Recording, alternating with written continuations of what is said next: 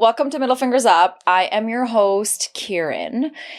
And okay, so today's episode is another, I don't know if we want to call it body image awareness, but maybe more of like body understanding. I've talked to you guys about, I've been in the midst of my own perimenopause journey. And so getting to know this body that's a lot different than maybe the body I had 4 years ago, 10 years ago, 20 years ago, and probably different from what will be in 5-10 years. It's ever evolving, like our identity. And while I've been in this moment of my life where I am really doing some work of like the scripts and the narratives that have been ingrained in me as a kid of the 80s who grew up with this expectation of what women's bodies should be like. And I think in this moment, I'm also drawing this energy where I'm meeting a lot of women of all ages, South Asian women, women of all races who we're kind of starting to open this door and talk a little bit more about sometimes it feels like we have done something wrong and are like in particular done something wrong in existing in our bodies. And I think we're always a few steps away from quote unquote being better or smaller or tighter, more toned, more disciplined. And so a lot of us women, we have this feeling that hasn't really come out of nowhere, but it's if we want to make change, if we want to leave the door open in understanding our bodies and feeling comfortable and loving them for the next generation, we kind of got to go backwards and figure out like, where did this come from? Why do we feel the way we do? Why are we so quiet about it? Why don't we share our experiences and how we were taught? And so we kind of got to go backwards a little bit. And today's conversation is about how things have been taught, how they've been reinforced, and how to unpack that.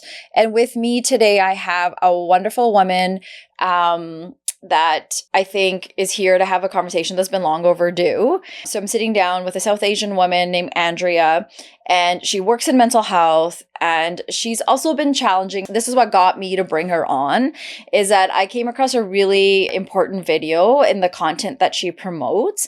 And so all this, I guess what I'm trying to say is that as a South Asian woman, she's working in mental health, and she's also challenging, as I was saying, something so many of us have been carrying quiet.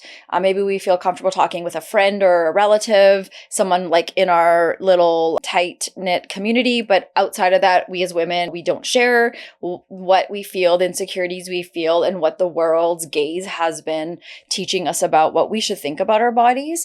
And so this idea of what our bodies are supposed to look like is something that Andrea talks about in her content. She challenges like what we're supposed to look like versus where we are and how to find the health from inside out.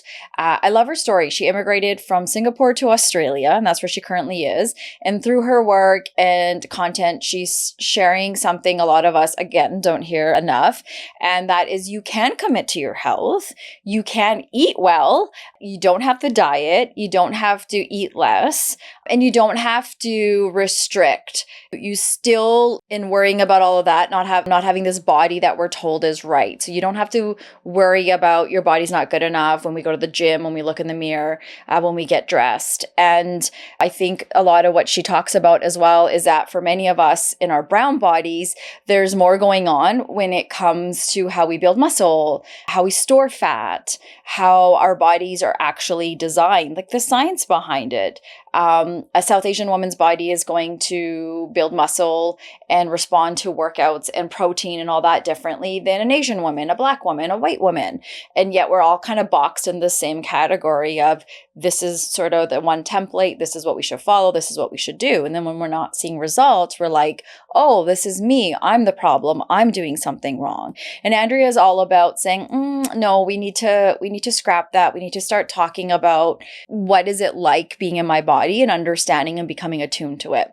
And so I think today what we're really going to get into is our bodies, expectations, what we've been misunderstanding about ourselves and about each other. I think we're just as hard on each other as we are on ourselves, and what it looks like to kind of start questioning these sorts of stereotypes, these expectations that society has put on us when it comes to our body.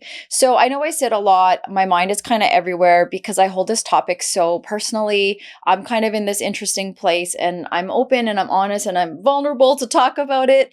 But I will say there's been a lot of humbling in my world too, as I've put on a significant amount of weight during this perimenopause phase. And it's getting me to pause and rebuild my relationship with me and my body. And I'm excited, but also a little nervous to talk about this because I think when we open these doors, sometimes as women, the fear is of how it'll be received. So I'm really hoping everyone showing up today in this conversation with Andrea and I will show up with bravery, with vulnerability, with curiosity, and a whole lot of grace. So Andrea, welcome. How are you today in the morning of Australia? You're like 70,000 hours ahead of me. I know. Like when I searched up the difference, I was like, oh God, 16 and a half hours ahead, basically in the future. You are. I'm You in the could say. past. You're in the Oh, future. Exactly. It's yeah. so true. I'm Yeah. seeing things that you're not yet. It's so true. And it's so funny you say that because the first question I have been asking in the last little while to all my guests is this question about if you were to get into a time machine with me and go back to the past, what age would you go back and meet yourself? So, what's the age, and what would you tell yourself at that age, knowing what you know now about your own body and the work that you're doing about body awareness? Oh my God. Oh my God. That Yeah. is so. I think the reason why that question I think gets me a little bit is because from the ages of 11 to 18, they have all been such terrible, strifled years. And I think one particular age that I think I would like to go back to is specifically 17. Okay. 17 was an age where it was first of all, it was a very traumatic birthday in itself. Like I remember writing like these letters and I brought them down to my parents and I finally told them that, I want my freedom, I want my independence. I wanted to have a proper adult to adult conversation, and I thought that they would treat me like that at the age of 17. Little did I know that that didn't happen. But in terms of not only struggling with trying to be an adult, trying to understand who I am and prove that to my parents, I think at that age at 17, there was just so many things going on. I would run frequently 3 to 4 times in a week, every morning at 6 a.m. before anyone woke up. I remember vividly that when I would go to school, I would make sure to choose the smallest lunch from the canteen, like always the smallest size. I would make sure to drink so much water throughout the day so that I could suppress my hunger cues. There was just so many vivid things that I would do at that age. And I was so pervasively aware of the way I looked. Every single mirror reflective glass that I would walk by, I would always like check, and I was so aware, and I would scan myself and how I looked like. And I think if I could just go back in time, like I would love to just sit down with her, just hold her hand and just be like, you don't have to shrink yourself to be good enough. You don't have to do that. Because I think the language, I didn't have that language to what I was doing. I was just doing it. I was just trying to, I don't know whether it was a reaction to everything that was going on or whether it was these really core instilled beliefs in me that I was just then responding to them. And as a domino effect of what those beliefs that I had in me, I think I just would have just loved to sit down with my old self and just been like, this is what you're doing. This is why you're doing it. This is what you're trying to do. You know, you never really got the unconditional love that you so desperately wanted from your parents. So you conditionally started to do things to yourself unknowingly. And I just would have wanted to just hug her because she was just doing the best that she could at that time. She didn't know any better. She was just reacting and responding and had this fiery way of being because everything was just like a hose trying to cave in and not allow the version of me to expand and to grow in the right ways. So yeah, that's what I would do. I think you said a lot of important things that young women, young girls, young boys can really benefit from hearing over and over to sort of override, and in some ways you almost have to overcorrect these things, as you're saying, that were instilled. And 17 is such a pivotal age because you're going through such a hormonal shift in your adolescence, so your body is changing and you're also almost this adult, so you may even already look like a woman and an adult, and you're trying to fit that skin. And you brought up a really important word, which was conditioning. And I think a lot of us brown kids grew up with that conditioning mentality. So a lot of our love was transactional. So if you look good, if you got good grades, you did these sorts of things, and you would get the whatever love rewards and those kinds of things. And I hear that from guests that come on and say that that's been really hard to undo as we get, older. And so it sounds like you've learned sort of the things that younger you maybe misunderstood that you see differently now. And I think that's the whole beauty of our identities evolving and us growing as humans in this like lifespan, which is to go back and give ourselves that opportunity and say, hey, like, girl, like you thought you were doing what you're supposed to do. And I see how you're making up for it in the content and the work that you are doing now. So was there a time, like, how did you get to this place where you realize that maybe your body wasn't the problem, but the messaging was? How did you get to that place? And when did you get to that place? Oh, I don't think it was one particular moment. I think, and I think if I'm going to be completely honest, like I'm not completely healed or gotten to this point in my life where I'm completely immune from feeling things or feeling down about myself or examining my own self and being like, oh, I think there's a little, but the self-talk though that I immediately have afterwards is so strong. Like I immediately catch myself and I'm like, whoa, no, we are not thinking about ourselves today. No, no, no, no, no. Like I think that talk is so powerful. But going back to your question, it's just been a compilation of just going through the years, because every year, ever since moving to Australia, so I moved here in 2019, every single year has brought its own challenges. I'll give you an example of 2021. I was in this really toxic relationship with this guy that didn't want to be with me, but would always comment on my body, would comment on my cellulite, would comment on how I looked in dresses and blah, blah, blah. And so I had to develop this routine in order to appease him. In another year, I completely stopped working out altogether just so that I could develop a better relationship with myself. But that also had a lot of challenges in a sense of I used running, I used, all these sorts of healthy habits as a coping mechanism. And now that I don't have these as a coping mechanism anymore for the actual thoughts that I have about my own self, that also brought in a lot of like, oh my God, I am back to my 17-year-old self again, which I thought I healed, Yeah. but really these were all just coping mechanisms for how I truly felt. And then fast forward to last year. I think last year was a really pivotal year in my life for the first time at 25.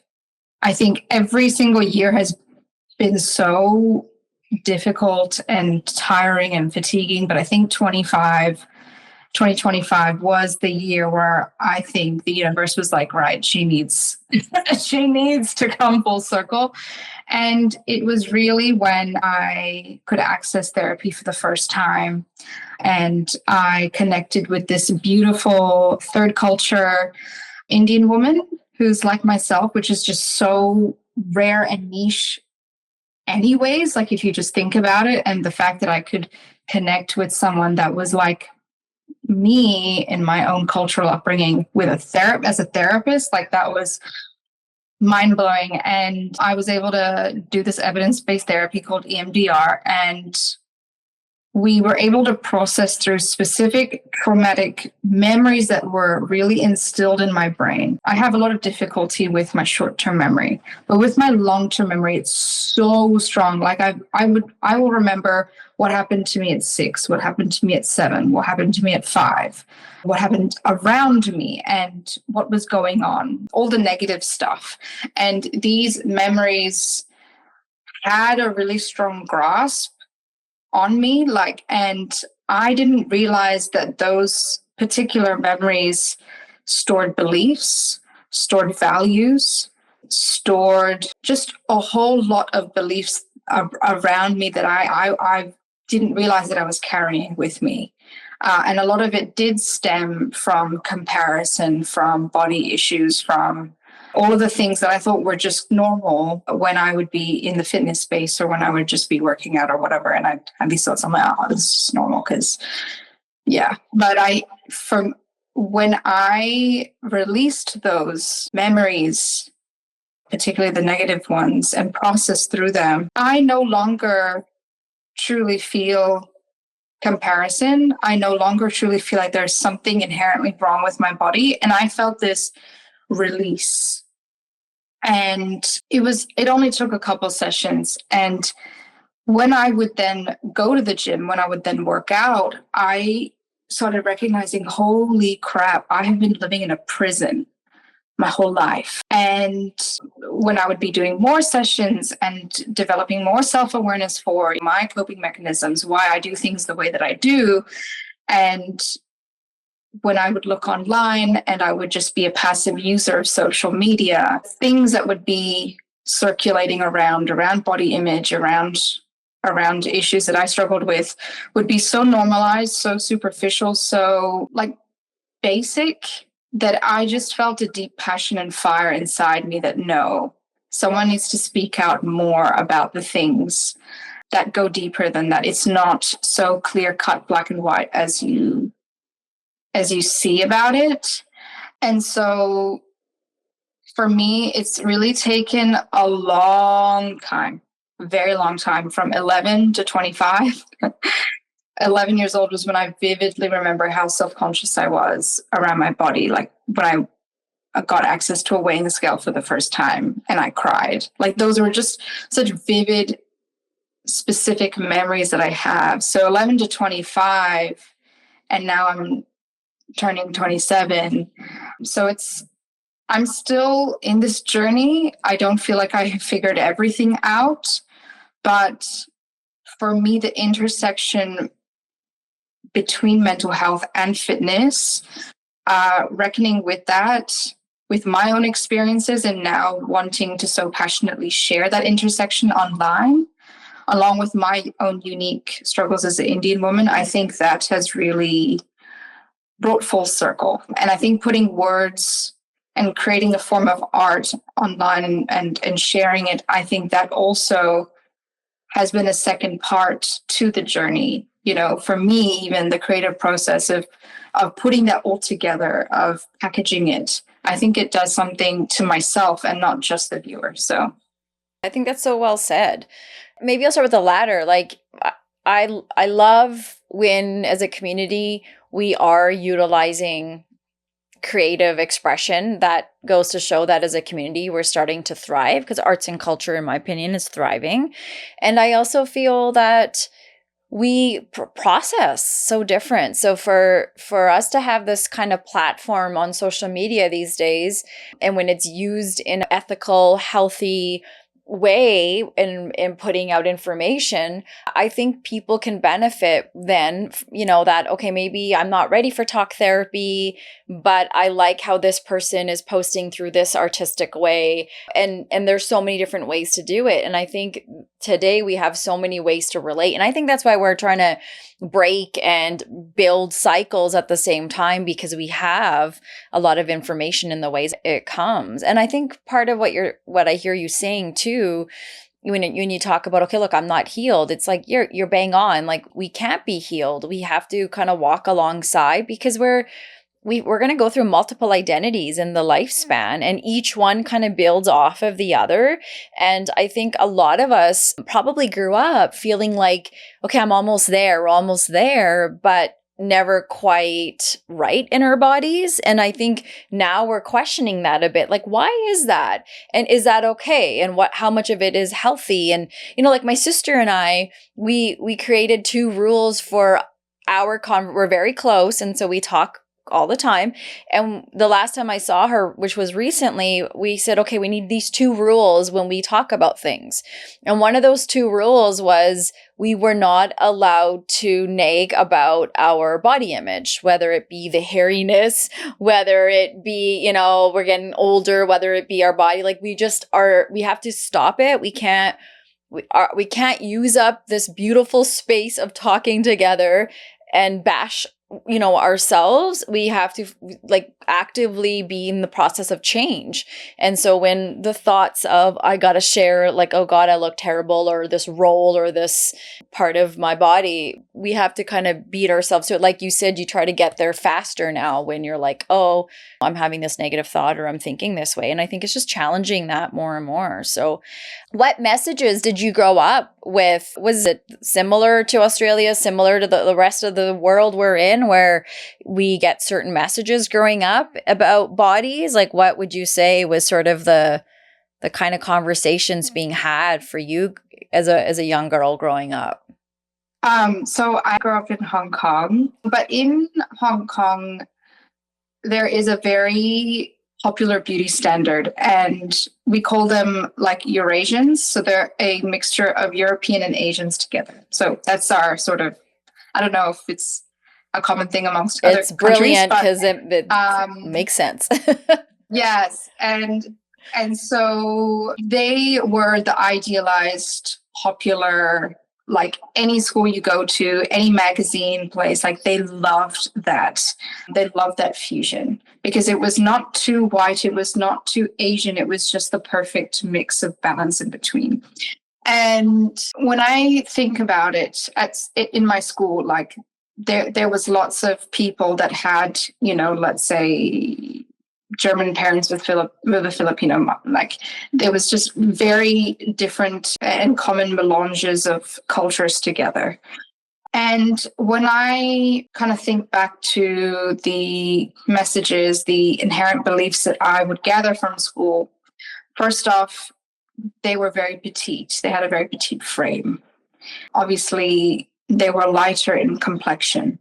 They had very European features, but had the softness of an Asian person as well. They were completely hairless. They didn't need to go through these complete cosmetic procedures like I would usually have to go waxing like all the time.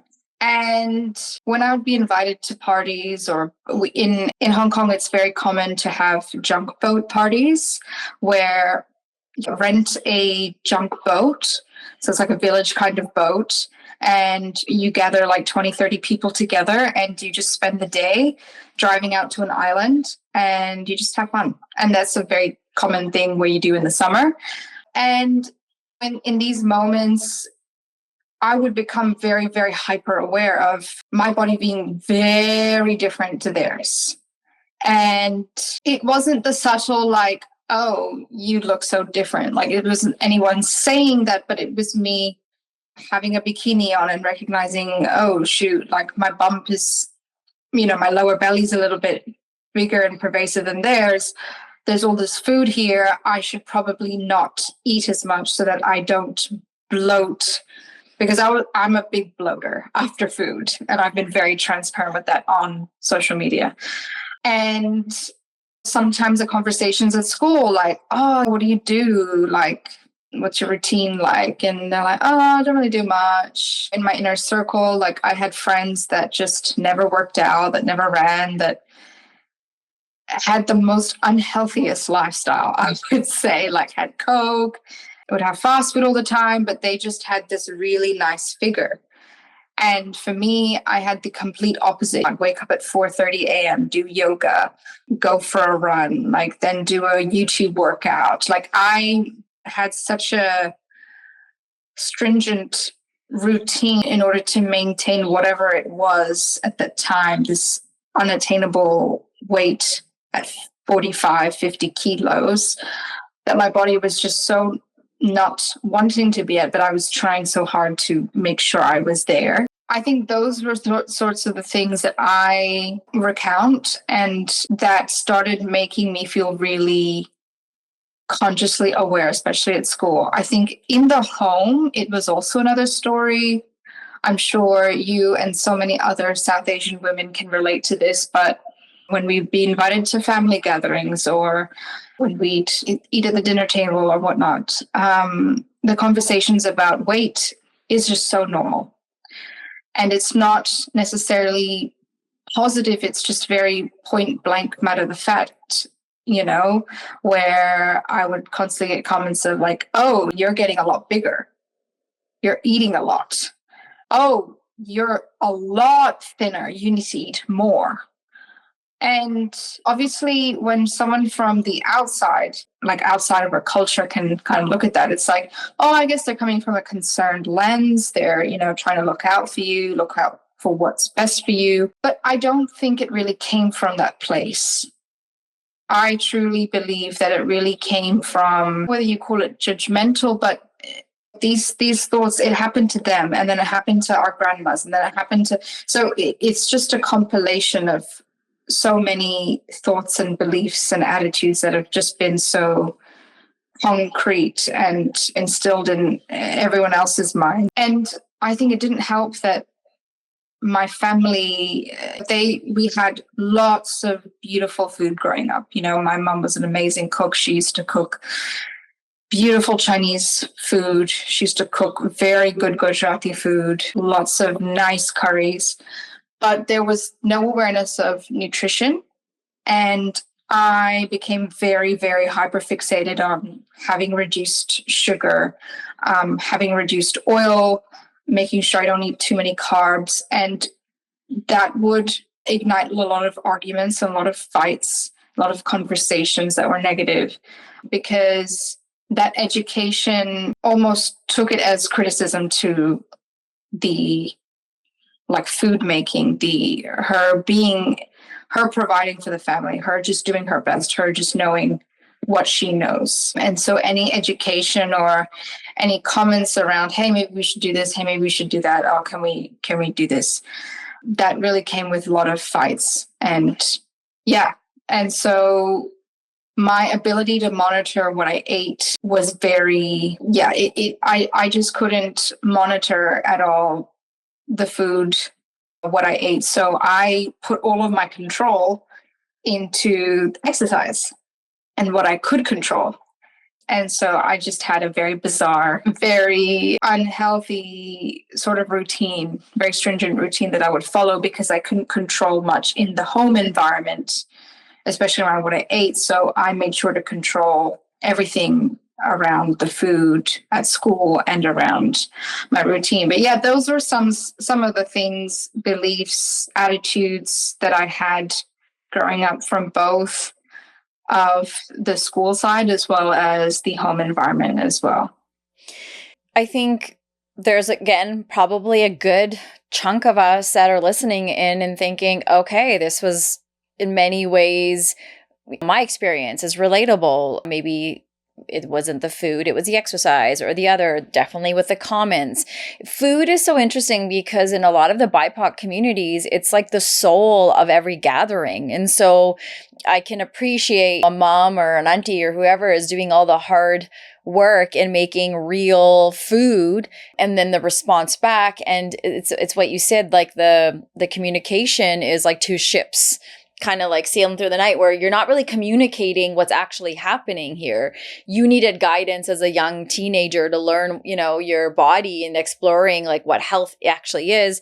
And your mom knows what she knows, and the what we don't know, we're not able to communicate with. So maybe we can do a little bit of body truth, like, because when any of us looks into any of this, we go down these rabbit holes with stats and information. And I think any kind of research, I think that's hard because we want education in this. And as our community, we're just learning the importance of body, mind, and how our nervous system manages that, even though it comes from our ancestry. But, we've lost it along the way for many reasons.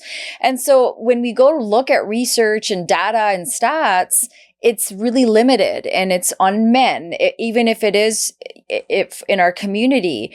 And I think a lot of what we come back to is this idea that BMI, so the body mass index, it's a blunt tool. It was from a billion years ago to just document height and weight, and it's being used till this day in fitness sort of spaces, and it doesn't tell us anything about muscle, fat distribution, hormones, stress. And when you look at South Asians, as Indian people, like our bodies, there are patterns showing more where fat is stored.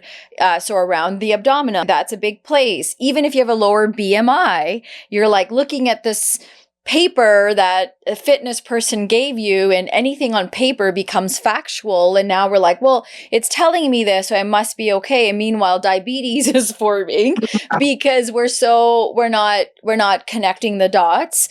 And I think it's not just biology. It's like, okay, this is muscle mass, it's diet shifts, diet culture, stress, lifestyle, all of it's working together. And then when you look at some of this information, you also realize a lot of this research is actually based on Indians living outside of South Asia. So the diaspora populations are going to experience difference with stress, environment, the food that we process. And a lot of it goes from the beginning of our history and what changed through colonization and what the scarcity of food and all that. So we don't have access to our history in the way that we could, some of us, not all of us. And then we are not linked to, well, there's no stats on us. And so then we're kind of making these sorts of things off of the Eurocentric, the white people, where most of the information comes from white man's body. And so we're like, oh, okay, so this is what I have to do. So I think, the content is completely different. So hearing this, experiencing this, doing your own work that you're doing, like when you kind of put this together, does it match what you're seeing in real life, what you're seeing on social media with other content creators, lived experience, maybe people at the gym? Like, sort of what's your take and add on to all of these different things that are playing a factor, but we're not really attuned to it and maybe aware of it in the way that we need to be, that would help us? Yeah, absolutely.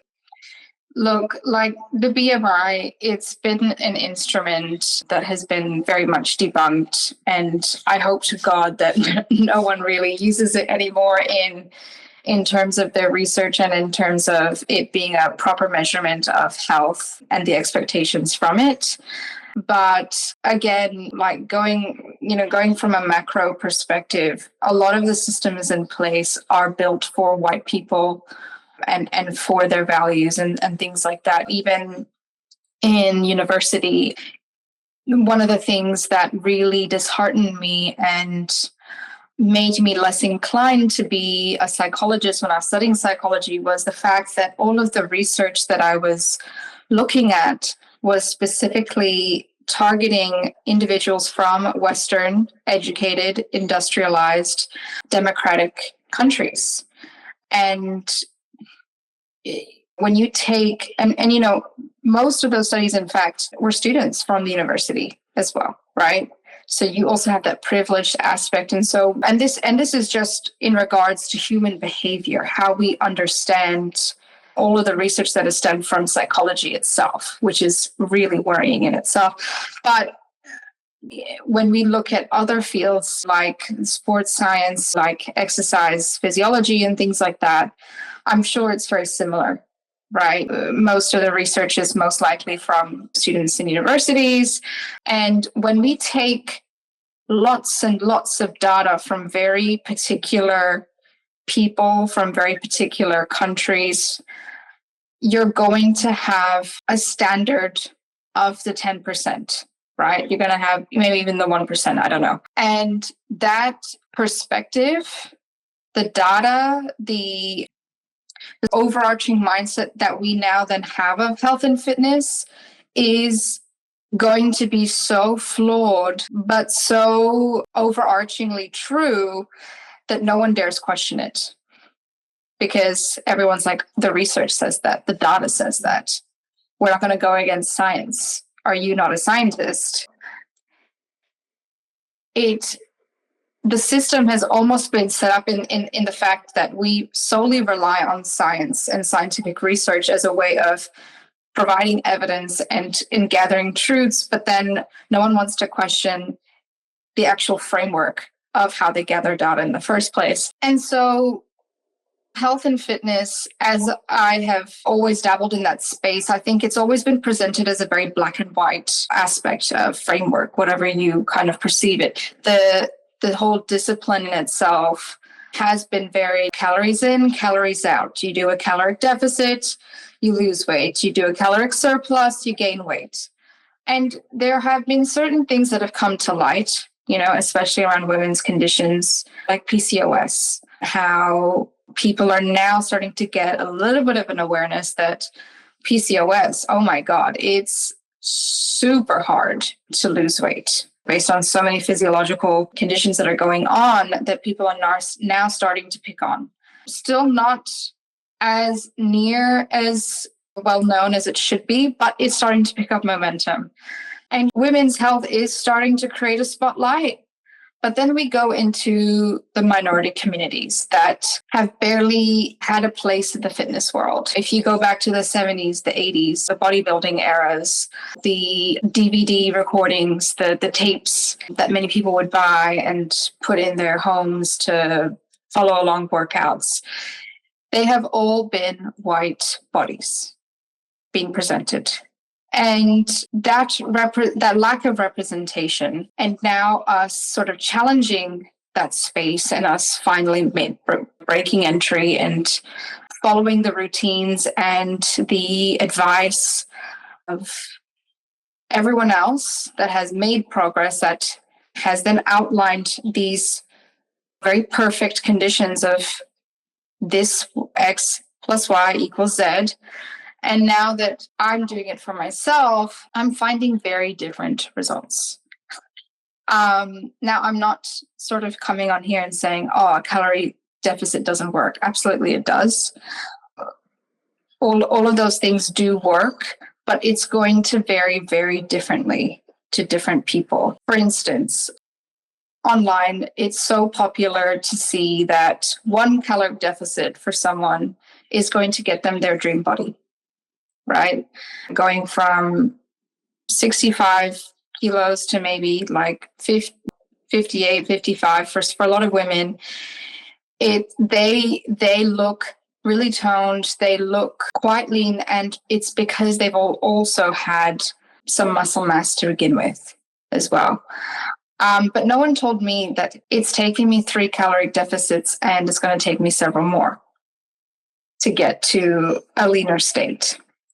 I received so many comments on my video saying, stop promoting obesity, stop promoting diabetes. You just need to do a caloric deficit. And it's just. And can I just say, just to give context if people haven't seen, in your videos, like when you work out, you're very open and sharing like a lot of us have a belly.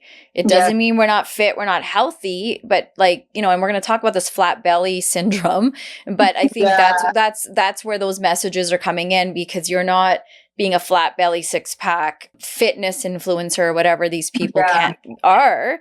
So Yeah. then when they see you working out, they're like, this chick's got rolls. So obviously she doesn't know what she's doing. Yeah. For me, that one video when you were like, I don't know what you were doing a laying down exercise and your belly was showing, and I was like, that is what actually made me reach out to you, because I was like, okay, like finally, because how many of us women are going to see this and be like, oh, it's not just me, I'm not doing something wrong. Like, Yeah. and so that's normal. This is so it's going to take us so long to get to the space where it's normalized to have these different body types being healthy in very similar kinds of way. But what's Mhm. happening on the outside isn't necessarily what's occurring on the inside. And no, we're not talking about the inside ever. We're just like, look this way. And Yeah. then, you know, and doctors do it too. Like, as I've gained all this weight in the last little while, my doctor said the same thing too, right? Like, means well, but you got to eat less and you got to move more. And it's like, okay, well, I already move a lot, and Yeah. I can't be starving. Like, that's just something that I No. committed to when I worked on my eating issues from the past. So it's like, I'm not going to do that. So Yeah. obviously there's something else hormonal is what we're learning. Cause yeah, I'm in perimenopause. So you talk about PCOS, you talk about other hormonal shifts that happen. I mean, you look at adolescence, right? When you, like you said, when we get made fun of, like we're in the prime of like learning about our body. And as girls, we're gaining all this weight. Yeah. And we're like, oh shit, something's happening to us that's wrong. But our body, it goes through different lifespans in the same way that we do Yeah. mentally and emotionally and what. So anyways, I didn't mean to interrupt, but I wanted to No, paint the no. picture of like, this Yeah. is what your videos are, of like a real person who is sharing their health journey, so that more women like us can look at that and say, oh, okay, so this cool. Like, this is okay to show up at the gym and look like this. Yeah, absolutely. And I think what I'm starting to love about a lot of creators as well, white Caucasian creators, I love how some of them are like, I am 30% in body fat. And some of them, I'm like, what? Like, I get shocked sometimes when they come out and say, yeah, I'm 27%, or, you know, they have these figures. And it is so fascinating because there was this one specific creator that I follow, and she has got this perfect, beautiful hourglass figure, right? All the fat in the right places. And she's got a very flat stomach, and you could sort of visibly see us, but not really there. And, you know, I thought she was 25%. She looked very, very toned and very muscular. And she was like, yeah, I'm 30%. And so many people in that video got so outraged and triggered, and they're like, no, you're lying. No, you're lying. Absolutely not. She's like, guys, she had to make a follow-up video saying, guys, fat is stored differently for different people. God bless me with great genetics where I can hold fat in the right places, according to beauty standards and whatever. But it's going to look very different for different people. And what people don't realize is I actually am 25% body fat, yet I still have a belly.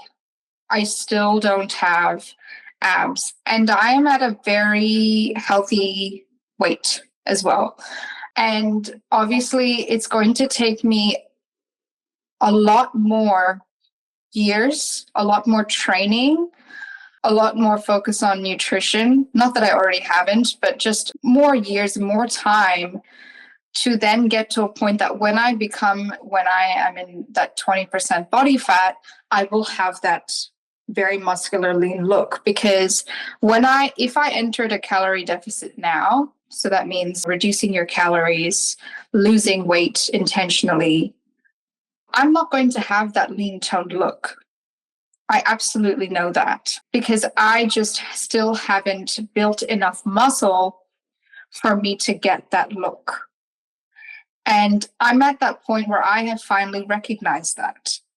But I think a lot of women, South Asian women, or other women that have start with a very high body fat percentage or start with the particular fat distribution that I have, they have these particular mindsets, these particular expectations that have been sort of fed them. Mm-hmm. And they are not understanding these things the way that I so easily do now. Mm-hmm. Well, yeah, there's like a method to, I guess, the madness, if you want to say it.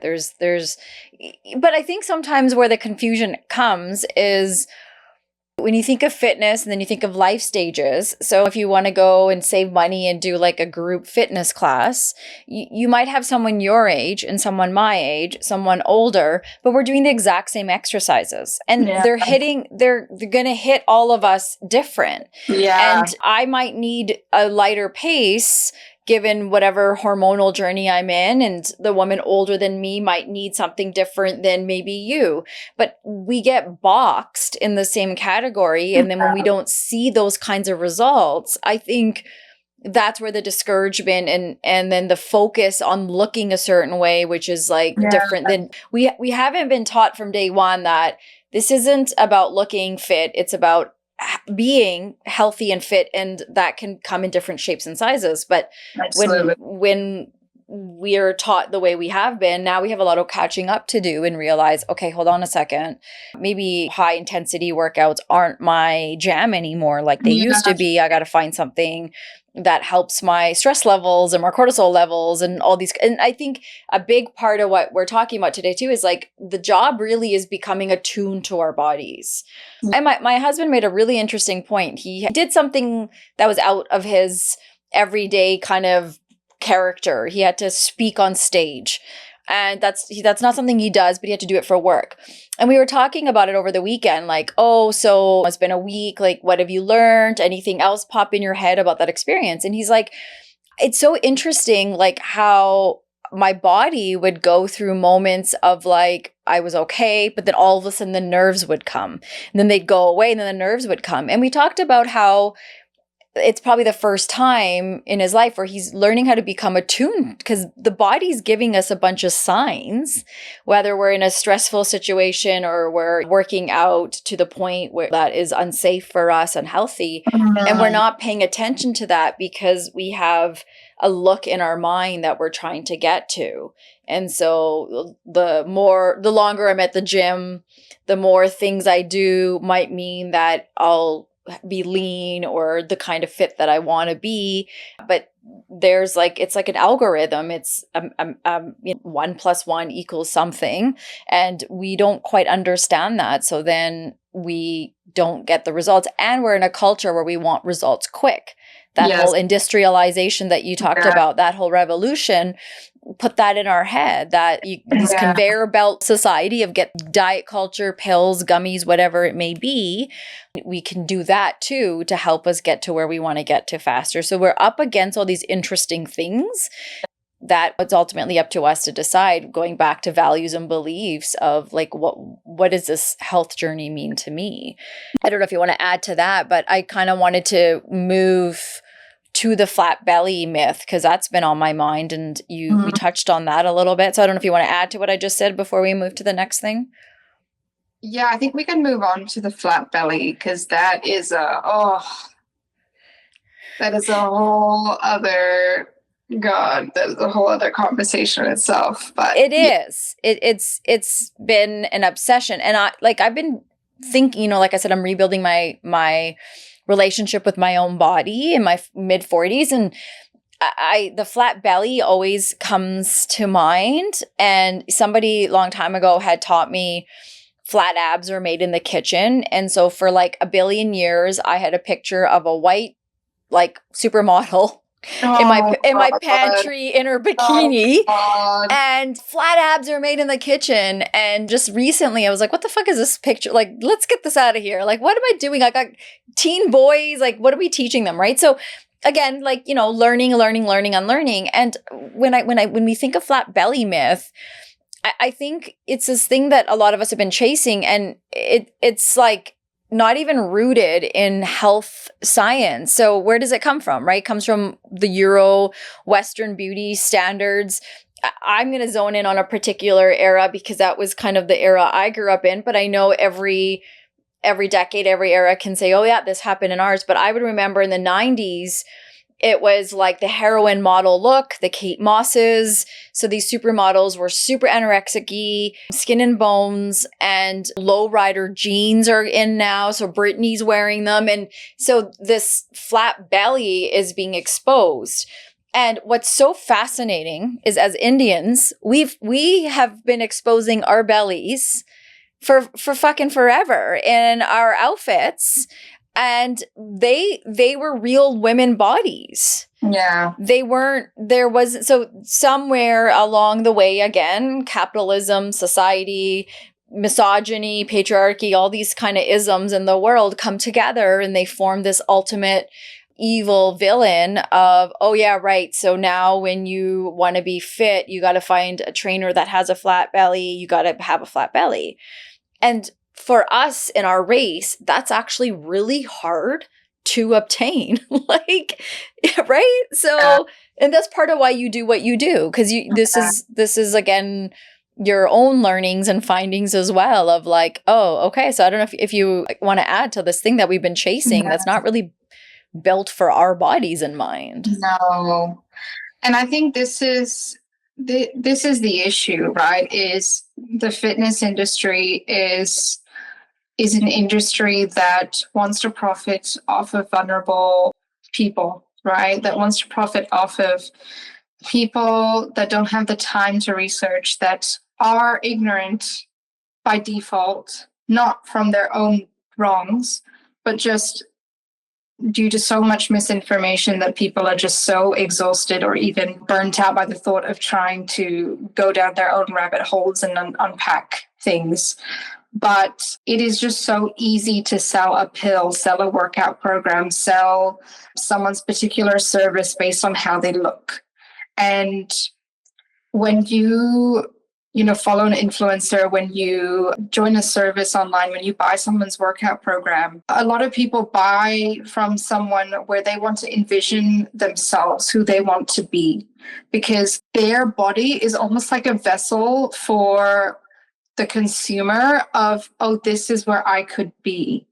It's their vision. It's like a vision board, if that makes sense. And so fitness is now like selling you the vision of your physique. It's not about reducing osteoporosis in the future. It's not about being able to functionally lift grocery bags. Recover from hip or knee surgery should you need it at some point, especially in the elderly senior ages. No. You're right, it's not, right? No. So yeah. And I think that's why people get so triggered with content like mine, is because A, I don't have the ideal physique, and B, I'm not showing a transformation. That's not my content. I don't show before and the after, which is very popularized on social media. It's the quick before and after, and you're like, oh my God, that's so inspiring. But little do people know that that middle part, the sticky part, the difficult part, that actually most people are in. Most people, in fact, almost all people are in. Nobody likes to talk about that. Nobody likes to focus on that. Nobody likes to delve into it, mess around with it, call out the bullshit when we're in it. And I think that's why I'm so passionate in what I am trying to do, is I am trying to actually embody where I am, where I'm not where I started, but I'm not also where I wanting to go, but I don't really care. I'm in this phase where I'm trying my best. I'm doing everything that I can. But I also want to outline these concepts, these beliefs that we have, so that people in the middle can feel encouraged, can feel empowered, because I think people that are not there yet have always been empowered by this vision of an unrealistic physique, or a physique that you will obtain like in 5-6 years time. Yeah. And I think for the first time, I want people to be empowered with where they are now. Yeah. With what they can do now, with unpacking that the journey, the idea of gaining strength each day, the idea of doing little by little with what you have is powerful in itself. And you don't have to achieve something. You don't have to metamorphose in this like particular body type to be good enough, to feel good enough, to feel like you have made it, to feel successful, to be successful. And so a lot of people feel very triggered by it because that's the version they have always been sold, right?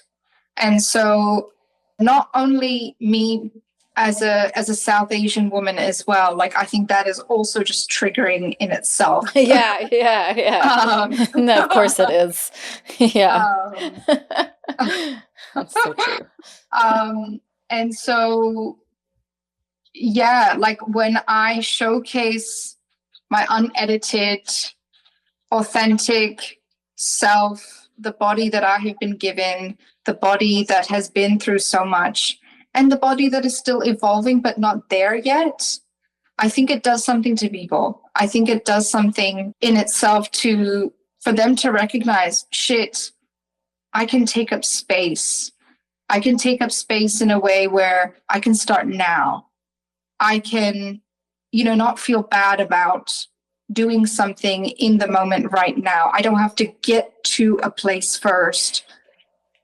Yes, like there are women in our community that feel they got to lose 20 pounds before they can even join the gym. Yes. Because you have to look a certain way. And I think it's exactly what you said is we're chasing the after picture. Yeah. But like how many of us look back at a picture of 10, 15, 5 minutes ago and we're like, damn, that was great.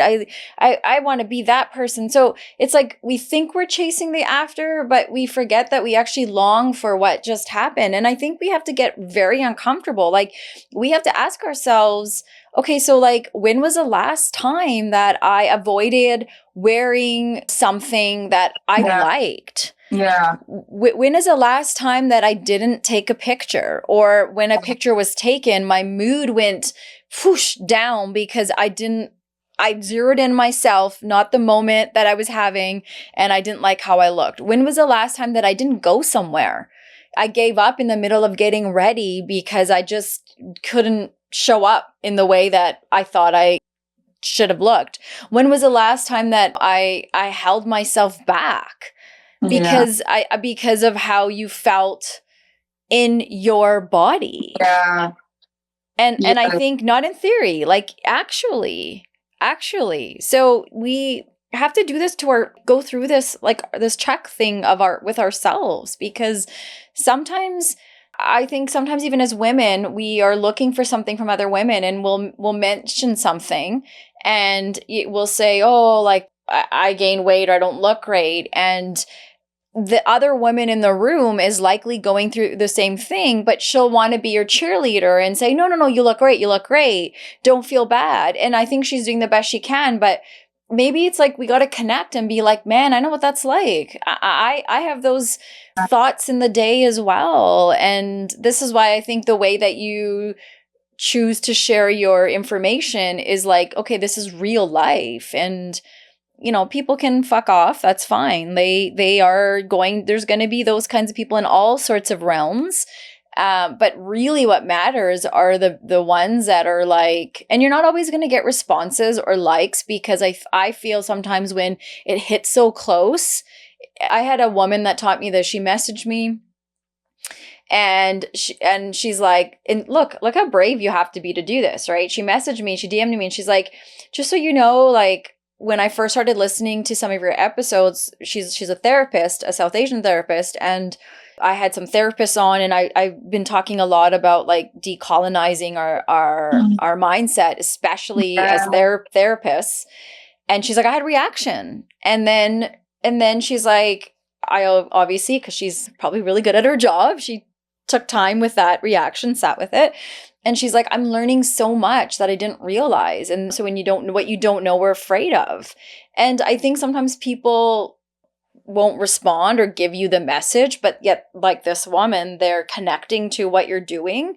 And because it's so new, and technically you should have the look that's detrimental to us, right? And that's the thing that we're like, oh, that's, I'll never look that way, or I'm going to try to look that way. So kudos to you to push that and say, but what if health was looking like I am, and also Yeah, working on the other parts of me too, not just exactly. my outer shell that we've all been conditioned to focus on.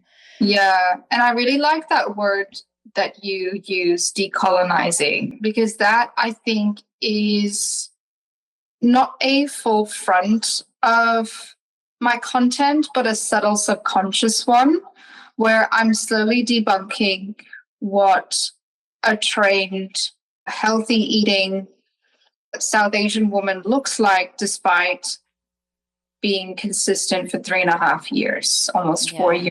training. When you look at lots of other women and their progress at 3.5, 4 years, they are so different to my body. And I think lots of comments will come back saying, you're not trying hard enough. They'll give the typical diet advice, blah, blah, blah.